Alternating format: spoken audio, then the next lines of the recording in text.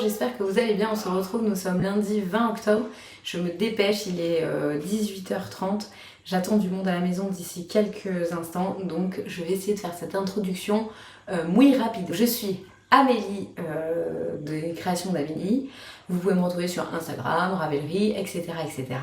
Tout est en barre d'infos. Ici vous êtes sur une vidéo qui parle couture, tricot, DIY et autres activités créatives sous le format de vlog. Je reviens une fois par semaine en vous donnant des objectifs, en me fixant des objectifs et on fait le bilan une semaine plus tard, le dimanche soir, pour voir si les objectifs sont atteints ou pas. La semaine dernière, on a fait un 100%, la pression est donc énorme pour cette semaine, mais j'aimerais bien quand même continuer sur cette lignée et je vais me fixer moins d'objectifs, mais ce sera des plus gros objectifs à réaliser, donc j'espère quand même y arriver. Cette semaine, côté couture, il n'y aura qu'un seul projet, c'est ma veste Julia. Je vous cache pas que maintenant que je tricote, j'ai plus que ça en projet couture, j'aimerais bien l'avancer. En plus, c'est les vacances scolaires, donc j'ai des trucs à faire, mais je pense que je peux arriver à dégager du temps par-ci par-là pour avancer sur ma veste. L'idéal étant qu'elle soit finie, sinon j'aimerais bien au moins avoir complètement fini la partie tissu principal, pourquoi pas bien attaquer la doublure, voire avoir fini la doublure mais pas rassembler les deux. Voilà, si déjà j'ai fini le côté principal de la veste et que j'ai fait la plus grande partie de la doublure, je serai satisfaite de mon avancée. Côté tricot, je suis toujours sur le châle Itaka, donc Itaka, je le prends. C'est le châle d'Audrey Borrego qui se fait en jacquard. J'en ai marre parce que là en fait j'arrive au bout. Donc quand j'arrive au bout d'un projet, je suis plus... Mon esprit il est déjà ailleurs. Donc voilà, je vous le montre. En plus je suis debout donc je peux vous le montrer vraiment beaucoup plus long. Donc voilà. Et là il me reste une vingtaine de rangs pour finir cet indice. Il me reste l'inter-indice à faire et évidemment le grafting pour le rejoindre en rond. Donc ça, ce sera mon objectif de tricot cette semaine, de gros tricot, finir ce col et pouvoir passer à la suite. Donc ça veut dire que, finir le col, bobiner, donc décider de quel va être mon prochain projet, à peu près dans les grandes lignes, bobiner au moins une des deux pelotes, je vais partir certainement sur le projet en rose fluo, donc bobiner une des deux pelotes, enfin un des deux écheveaux, faire mon échantillon et voir si ça match et du coup sinon refaire un échantillon, vous voyez quoi. Ça c'est pour la partie vraiment gros projet et planification du projet suivant. Et puis en petit projet, j'aime bien avoir toujours des petites chaussettes avec moi. Donc là, hier, j'avais fini mes chaussettes, je vous l'ai montré dans mon précédent vlog. J'ai pas repris le temps aujourd'hui de trouver des nouvelles chaussettes à monter. Donc ça va être ça va être... j'aimerais bien trouver les nouvelles chaussettes, la nouvelle laine. Donc c'est farfouiller un petit peu dans mes laines à chaussettes, savoir ce que je vais faire et pourquoi pas, et surtout les castonner. Soit je castonne les deux chaussettes séparément sur deux petites aiguilles et dans ce cas là j'aimerais bien que les deux chaussettes aient passé les côtes. Soit je castonne qu'une chaussette à la fois et dans ce cas là j'aimerais bien avoir avoir fait une bonne partie de la tige. Voilà, donc je sais pas encore, je me suis pas fixée, je vais réfléchir et je vous redis ça très bientôt pour vous dans quelques instants. A tout de suite.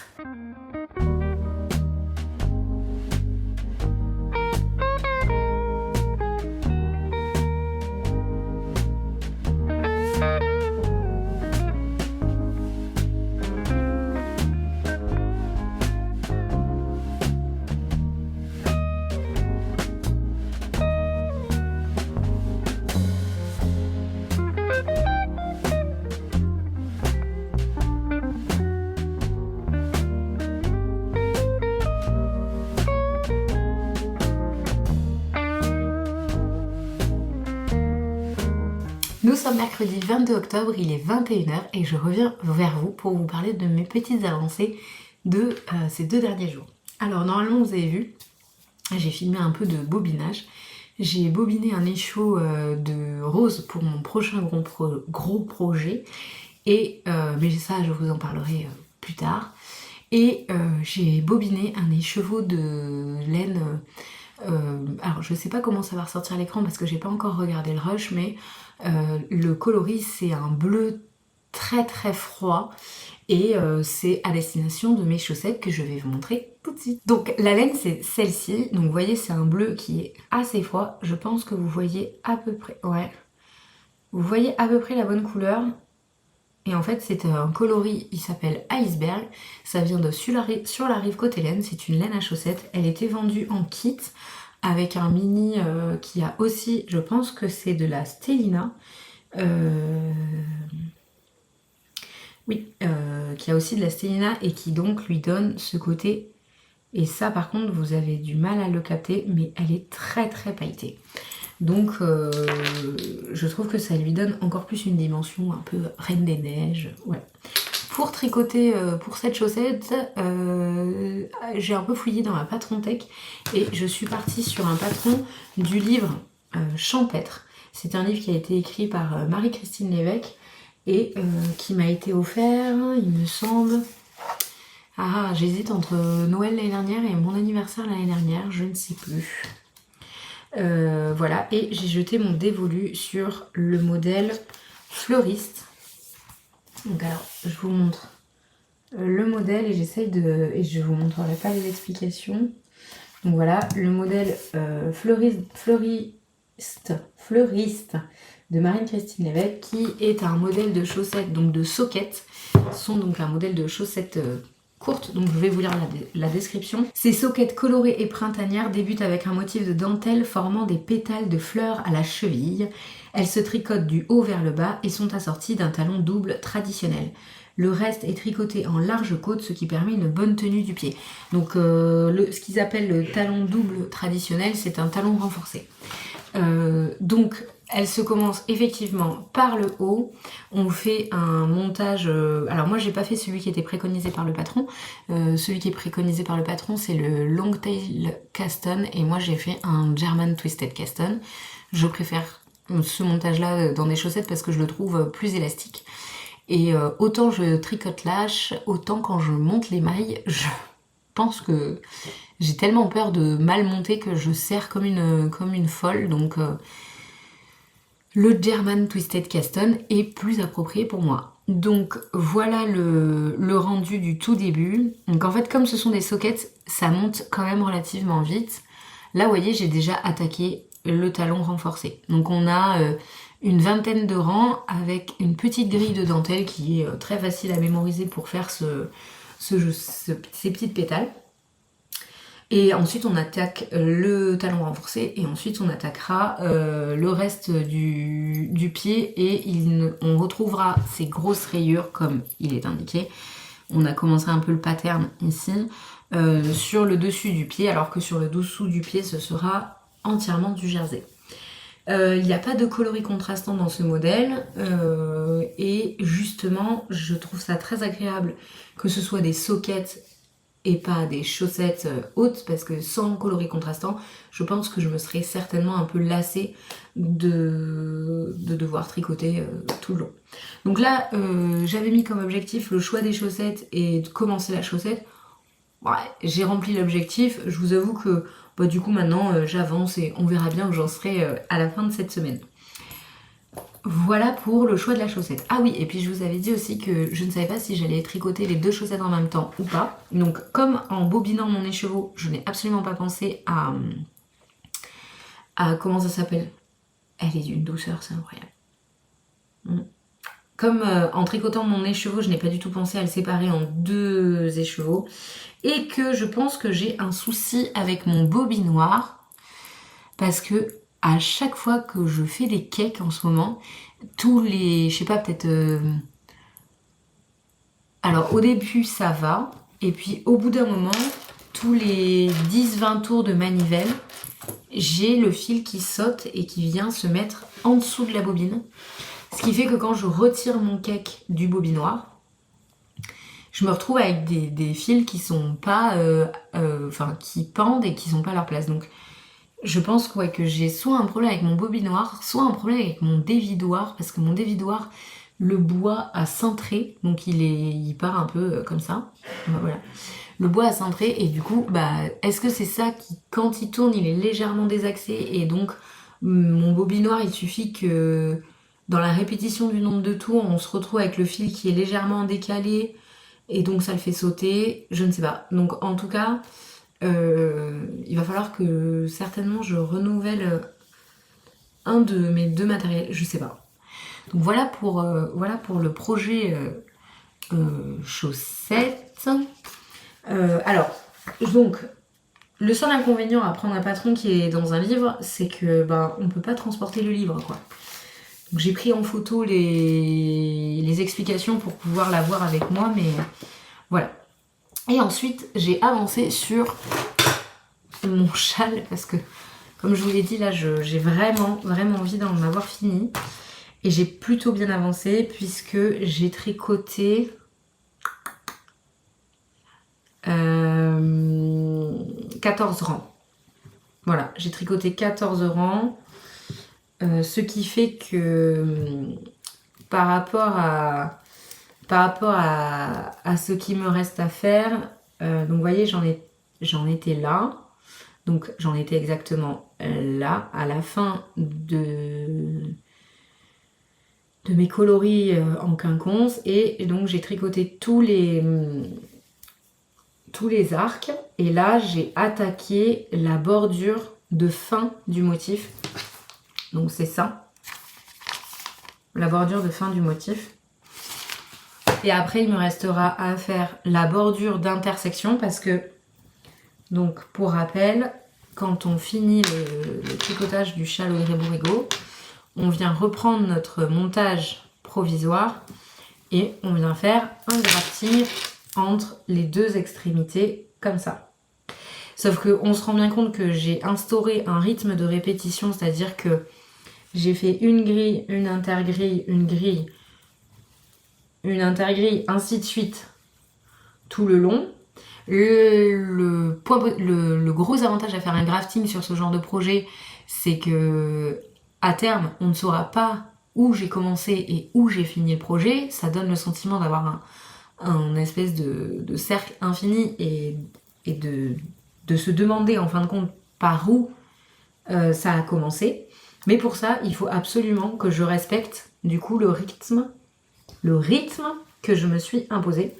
Donc il faut que je fasse l'intergrille à l'issue de cette grille. Donc voilà, j'espère que ça, par contre, j'ai vraiment très envie de la finir cette semaine parce que déjà j'ai envie de commencer autre chose. Et puis je trouve que voilà, c'est un projet qui est super à faire parce que le process est vraiment chouette. Le fait de tricoter du jacquard, on voit son projet monter quand même assez rapidement. Quand on s'y tient, c'est pas si long que ça à faire parce que le jacquard c'est quand même assez motivant. Le fait qu'on ait une grille à suivre et que on voit notre dessin se révéler au gré de notre tricot, c'est assez motivant. Mais ça reste quand même un tricot qui est assez énergivore et compliqué dans le sens qui demande un peu d'endurance, quoi. Voilà, donc ça c'était pour les avancées d'hier, puisque j'ai fait mon introduction lundi soir et que j'ai eu du temps pour mes loisirs créatifs uniquement hier. Aujourd'hui, je n'ai pas pu consacrer de temps à ça. Et je vais donc vous laisser et d'ailleurs continuer d'aller tricoter devant une série. Voilà. Et nous sommes jeudi 23 octobre, il est 21h30 et je reviens vers vous pour vous montrer mes dernières avancées tricot. Et j'ai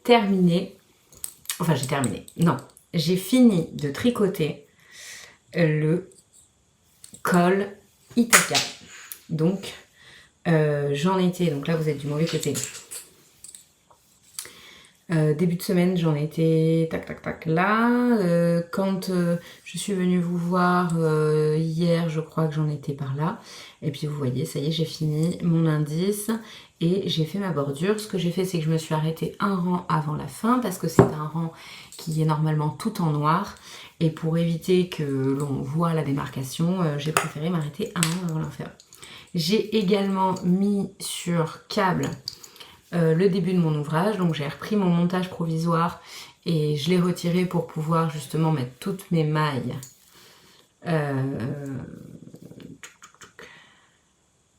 Donc je vous disais, j'ai récupéré presque toutes mes mailles parce qu'en fait, en vous parlant, je me suis rendu compte que j'avais laissé tomber une maille lors de la récupération. Donc on le voit juste là, j'ai mis un petit marqueur en poule parce que je viens de la récupérer. Donc j'avais fait le choix de faire un montage provisoire au crochet, enfin de faire une chaînette au crochet, de relever mes mailles dans la chaînette et donc en gros ça fait un montage provisoire au crochet. Voilà, sauf que à la récupération, faut faire très très attention. Et je pense que du coup je ne ferai plus cette méthode et que je ferai directement un montage provisoire sur câble parce que finalement au moins on prend moins de risques, c'est déjà mis en place. Bref, donc tout ça pour vous dire que j'ai fini mon châle, donc on reprend depuis le départ, donc ça c'était le premier indice. Deuxième indice, nous avons comme des sortes de renards. Troisième indice, les sirènes. Quatrième indice, une rose. Cinquième indice, nous avions, donc c'est là à peu près, donc là j'en suis à ma 7e semaine de vlog et c'est pas grave. Donc là j'en suis à ma 7e semaine de vlog et vous voyez quand j'ai repris les vlogs, j'en étais là, donc en 7 semaines, j'ai fait les 2 indices qui me manquaient et donc je vais pouvoir le bloquer, donc je pense que c'est ce que je vais faire demain. Je vais le bloquer pour qu'il sèche à plat en un seul morceau et une fois qu'il sera sec, je ferai mon grafting. Donc quand c'est comme ça, je bloque en gardant bien le restant de pelote de côté, pour pas qu'elle soit mouillée bien sûr. Et je me retrouve avec un objet qui devrait sécher un peu plus rapidement que si j'avais fait un grafting et après que je l'avais bloqué, surtout que pour étirer mon jacquard, même si vous le voyez très net à la vidéo. Donc, est-ce que ça voudra bien faire le voir? Vous le voyez quand même relativement net à la vidéo, mais voilà, un bon blocage lui fera du bien. Voilà, donc je suis contente parce que c'est vraiment un gros objectif de fini et que je vais pouvoir maintenant, parce que la partie blocage, bon, et puis le grafting, hein, on est bien d'accord que le grafting ça va être quelque chose qui va pas trop falloir que je procrastine non plus. Bah voilà, ça va dépendre un peu du temps que ça va mettre à sécher maintenant. En termes de laine, il me reste quasiment une pelote de coloris camel. J'ai pas pesé encore, mais je vous dirai ça du coup la prochaine fois. Je pèserai tout. Il me reste quand même pas mal de rose, pas mal de camel et beaucoup moins de gris. Voilà. Donc voilà les combos. Faudra que je regarde exactement ce qui me reste parce que j'aime bien l'association des 3 en même temps et je pense que dans un petit jacquard, les 3 peuvent être très sympas. Surtout si après on part sur un neutre ou en type blanc ou un gris très clair. Voilà, ça peut être très sympa. Donc c'est chouette, je vais pouvoir retirer tout le projet du sac et pouvoir en mettre un autre. Voilà pour les avancées, donc en fait j'ai pas plus avancé que ça sur le reste des projets puisque il me restait que quelques rangs à faire et je voulais vraiment les avoir finis et les mettre à sécher le plus rapidement possible parce que je sais que ça va me prendre pas mal de temps, moi je ferai rien, hein, j'attendrai que ça sèche mais ça va prendre pas mal de temps à ce projet de sécher. Donc maintenant je vais pouvoir me concentrer du coup sur ma chaussette, je vous rappelle que c'est de la laine. Est-ce que vous allez avoir un meilleur visuel des... Faudrait que je vous la montre 2 jours parce que là c'est vrai qu'à chaque fois je filme, on est tard le soir. Donc faudrait que je vous la montre 2 jours pour que vous voyez vraiment les paillettes qu'il y a dessus. Et donc j'en suis toujours au talon, vous voyez. Voilà. Il me reste du coup pour cette semaine. Il me reste du coup l'échantillon de mon rose. Mais je sais toujours pas sur quel patron je vais partir. Est-ce que je le fais en fingering simple? Est-ce que je le fais en fingering doublé pour que ça devienne du TK? Le problème étant que j'ai que 2 écheveaux, donc si je double ma fingering, ça fait que j'aurai que 400 mètres. Et est-ce que un patron en DK, ça passe en 400 mètres? Je suis pas sûre. Donc bref, il faut que je regarde tout ça. Voilà, à plus tard. Et nous sommes dimanche 26 octobre, il est 20h15, il est venu le temps pour moi de clôturer ce vlog numéro 7. Donc aujourd'hui, enfin, top maintenant, je suis en pyjama, je sors de la douche, d'où ma tenue. Cette semaine, pour rappel, j'avais pour objectif en tricot de finir le col Itaka, de commencer des nouvelles chaussettes, de bobiner et d'échantillonner ma laine rose et de finir la veste Julia, en tout cas de finir la partie tissu principal et la partie doublure. Je vais vous parler tout de suite de la partie couture, puisque c'est ce qui va être le plus rapide. Je n'ai absolument pas avancé sur le projet de la veste. J'ai pas eu tant de soirées que ça à consacrer à la couture, du coup j'ai pas du tout avancé. Donc vous le savez, pour la semaine prochaine, je fais un report d'objectifs. Pour le tricot, j'ai terminé le col Itaka. Vous l'aviez vu plus tôt dans la vidéo, pardon pour le bruit. Donc j'ai terminé le col Itaka et je l'ai bloqué. Donc je vous le montre tout de suite.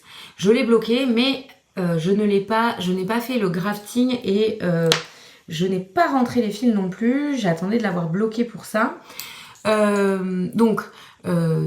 J'ai pas traîné en fait, c'est-à-dire que je l'ai bloqué avant d'avoir fait le grafting pour qu'il mette le moins de temps possible à sécher, parce qu'on est quand même à une période de l'année où les tricots ne sont pas hyper rapides à sécher dans les maisons.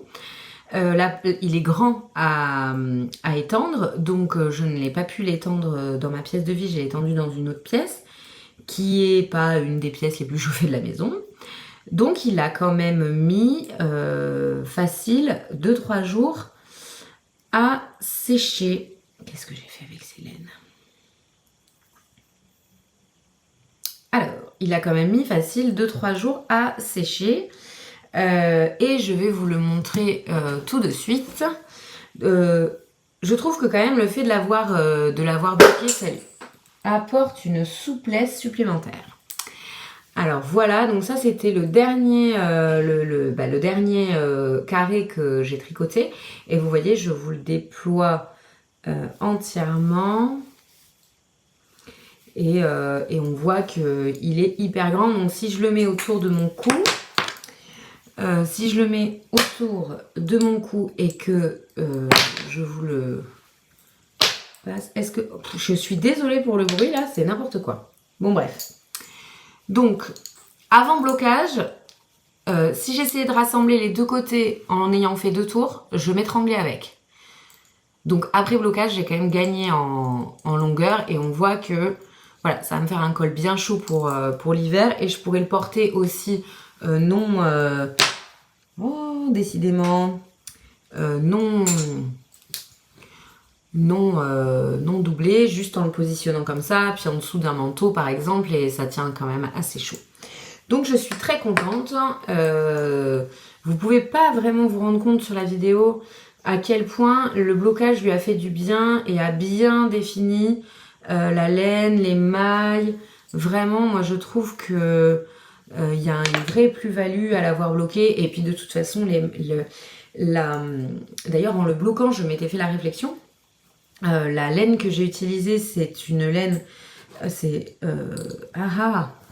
quoi? Je crois que c'est la bébé Merino de chez Fonty. Oui, c'est ça. Et en fait, c'est une laine que j'avais déjà utilisée pour tricoter un pull en jacquard. Elle est assez appropriée pour du jacquard puisqu'elle est ronde comme laine, mais il faut savoir qu'elle est molle. Donc une fois bloquée, vous avez quand même un certain drapé sur votre tissu. Donc là, c'est du jacquard, donc on a quand même de l'épaisseur puisqu'on a tous les fils derrière et que c'est un col tricoté en rond, donc ça fait une double, enfin même une quadruple épaisseur puisque voilà, on a un col qui est, on a un tissu qui est doublé. Donc on ne se rend pas vraiment compte du drapé. En revanche, on sent bien à la main que la laine elle est molle. Et si vous l'utilisez dans un pull, et ben justement ça a un côté un peu mou et ça a tendance à vraiment s'agrandir, surtout en hauteur. Donc il faut faire attention. Donc ça c'était pour un de mes premiers objectifs. Je considère que j'ai atteint l'objectif même s'il n'est pas totalement fini puisqu'il me reste rentrer les fils et le grafting. Donc c'est encore un projet qu'il va falloir pour lequel j'ai de l'attention. Mais comme en fait la météo n'a pas été en ma faveur, j'ai pas pu réellement. C'est pas comme si j'avais volontairement mis de côté le projet pour autre chose. Donc je considère que j'ai fini l'objectif. Il fallait également que je bobine et que j'échantillonne la laine rose. Alors ça c'est chose faite également.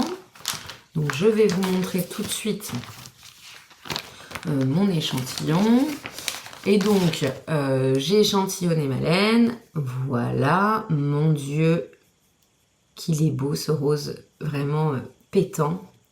Alors, j'ai eu un grand moment de réflexion, c'est-à-dire que ma laine, donc je vous la remontre, c'est une laine de chez Célène, en coloris rose fluo, il n'y a pas de surprise, et elle fait, c'est une 75% mérino, 25% linon, et elle fait 100 grammes, elle fait 425 mètres pour 100 grammes, ce qui fait que c'est une light fingering quand même. Elle est assez fine pour du fingering. Et moi, je voulais tricoter le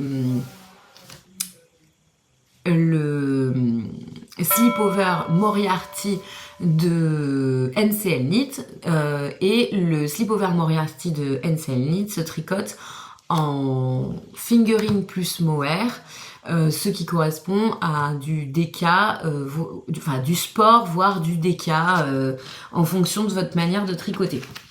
Alors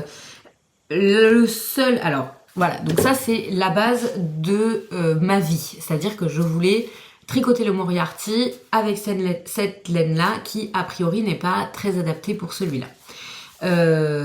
J'ai en ma possession 2 écheveaux de Célène, ce qui me fait un total de 850 mètres de laine. Sauf que je n'ai pas la bonne épaisseur et que pour avoir la bonne épaisseur, il fallait que je tricote en double ce fil-là.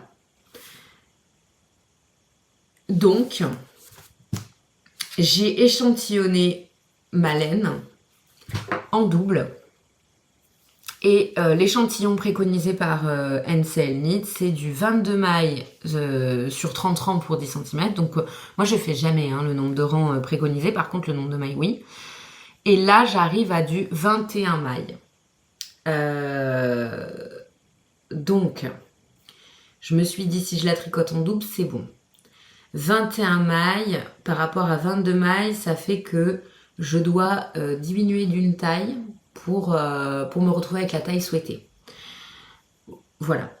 Sauf que avec cette technique, je me retrouvais face à un second problème qui était ma quantité de laine. Cet écheveau fait 425 mètres. Si je le double avec cet écheveau, j'ai toujours en longueur 425 mètres de fil. Et la plus petite taille demande 470 mètres de fil. Donc, je vais jouer à Yarn Chicken pour ce projet. Et on verra si je vais gagner. Donc voilà. Donc j'ai échantillonné. Donc voilà, j'ai bobiné, j'ai échantillonné. Ça, c'était prévu dans la semaine. Et une fois que j'avais échantillonné, j'ai fait mon petit calcul en croix pour savoir quelle taille j'allais choisir. Donc là, comment je procède? Donc je fais mon échantillon. Là par exemple, elle dit qu'il faut faire 22 mailles pour avoir 10 cm. J'ai donc monté 30 mailles. J'ai fait 2 rangs de point mousse. Je sais pas, j'ai dû faire 7... Combien j'ai fait? 1, 2, 3, 4, 5, 6. Ouais, voilà, 5-6 rangs de jersey et puis 2 rangs de point mousse. Derrière, je le bloque comme je bloquerai mon tricot. Je n'ai pas tiré dessus volontairement. Il a encore de l'élasticité possible. Je n'ai pas tiré dessus volontairement pour voir ce que ça donnait. Et je fais attention avant de calculer le nombre de mailles de mon échantillon. Je fais attention à l'aspect. Donc, est-ce que vous allez voir, c'est pas facile quand même sur un échantillon. À l'aspect, voilà, de mon tricot. Et là, je suis sur un aspect qui me convient. Il est pas du tout déjaugé. Il n'est pas déjaugé. Il n'est pas non plus ultra serré comme tricot. Donc, ça me va bien. J'ai respecté la taille d'aiguille et donc je l'ai fait en 3,5 mm. Une fois que j'ai fait ça, je mesure du coup sur 10 cm et je compte le nombre de mailles que j'ai. Alors là, je me suis largement servi de ma maman pour que l'on cross-check les comptes, parce que au premier comptage, moi je tombais sur 20 mailles. Elle a recompté, elle tombait sur 22 mailles, donc là on a recompté plusieurs fois chacune et on s'est mis d'accord sur 21 mailles. Alors vous allez me dire entre 20, 21 et 22, ça fait que une ou deux mailles d'écart, ça change pas grand chose. Et ben si, en fait ça change énormément, parce que si sur 10 cm vous avez une maille d'écart, ça veut dire que sur 100 cm vous allez avoir 10 mailles d'écart. 10 mailles d'écart, c'est presque 5 cm du coup sur un échantillon comme celui-ci.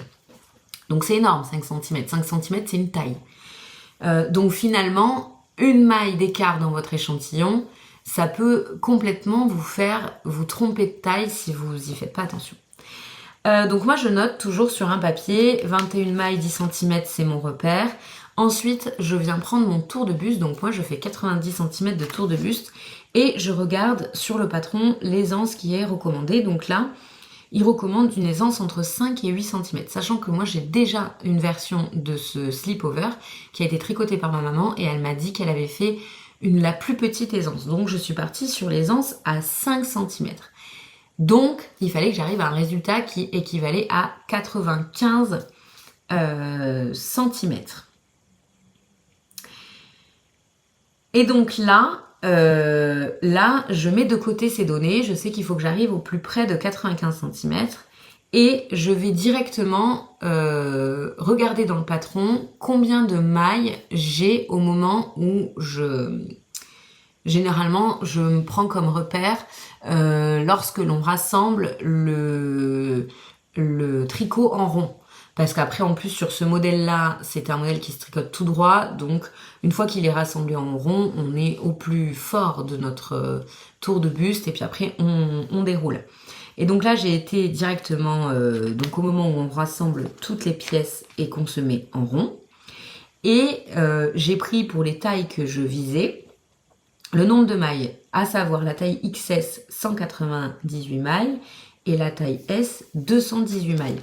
Et là, je fais un calcul en croix avec comme base de calcul mon échantillon, c'est-à-dire 21 mailles égale 10 cm, donc 198 mailles est égal à X cm, ou 218 mailles sont égales à X cm.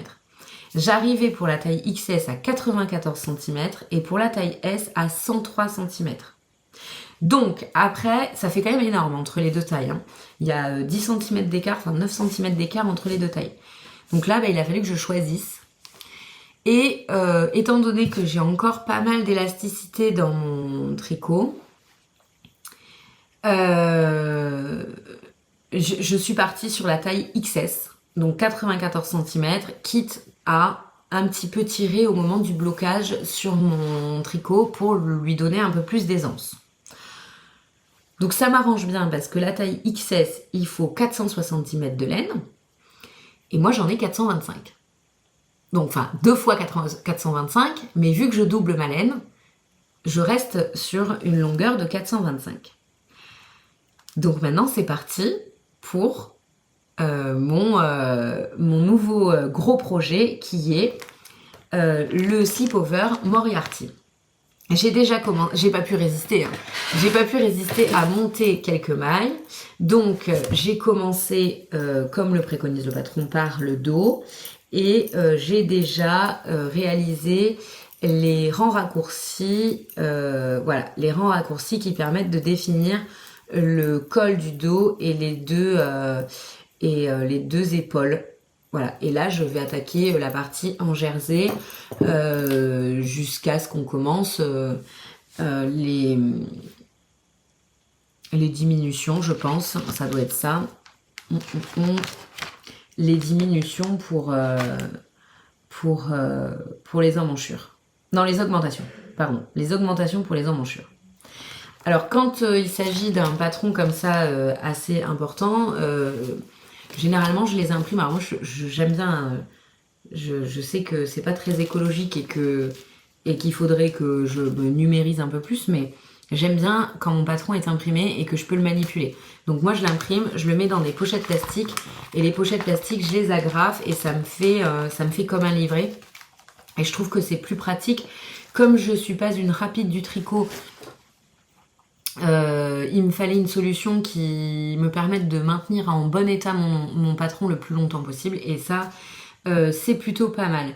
Je pense que je ne vais pas utiliser le sac à projet de chez Tessa parce que justement ça me demande de rouler ou de plier mon patron. J'ai pas trop envie de le faire, donc je vais repartir sur un autre sac à projet. Vous verrez ça dans les prochaines semaines. Et enfin, pour finir les objectifs de cette semaine, il fallait que je commence une nouvelle chaussette et j'ai jeté mon dévolu sur le modèle du livre de chez Marie-Christine Lévesque. Donc je vous l'ai montré déjà précédemment, je reviens pas dessus. J'ai monté la chaussette, fait la petite dentelle bordure, donc ça va être une soquette. Et j'ai quasiment fini le côté... donc c'est un talon renforcé et voilà la partie renforcée du talon. Pour la laine, j'utilise toujours, je vous l'ai dit aussi, pour vous c'est il n'y a pas si longtemps que ça, je pense que vous vous en souvenez, c'est sur la rive côté laine et le coloris c'est Iceberg. J'essaye tant bien que mal de vous montrer à chaque fois les paillettes qu'il y a dans cette laine et je n'y arrive pas. Il faut absolument que je vous fasse un plan de jour parce que très franchement c'est une laine qui est extrêmement pailletée. Et voilà, donc je la trouve vraiment très belle et la vidéo ne lui rend pas du tout honneur. Voilà pour cette semaine, je suis assez satisfaite, j'ai donc réalisé 3 objectifs sur 4. On est donc sur du... ça devrait pas être trop difficile à calculer quand même, hein. 75% de réussite. Donc bon, j'ai pas réussi à réitérer le 100% de la semaine dernière, mais c'est pas grave, c'est la vie. La semaine prochaine, donc cette semaine, puisque moi elle va commencer dans pas longtemps, la semaine prochaine c'est les vacances scolaires, mes enfants sont partis samedi en vacances avec leur papy-mamie et ils reviennent samedi prochain, donc je vais avoir 5 jours on va dire de tranquillité, Vous savez que 5 jours ça passe vite, qu'on a toujours plein d'objectifs et de choses à faire. Et puis finalement à la fin de la semaine on n'a pas tout accompli, donc voilà, je verrai la semaine prochaine ce que je mets comme objectif pour les loisirs créatifs parce que j'en ai quand même plein d'autres à côté, donc voilà. Je vous remercie encore d'être si nombreux à commenter ma vidéo et puis j'espère que le contenu continue de vous plaire. Apparemment oui. Je vous souhaite à tous une bonne semaine créative et puis on se retrouve la semaine prochaine. Au revoir.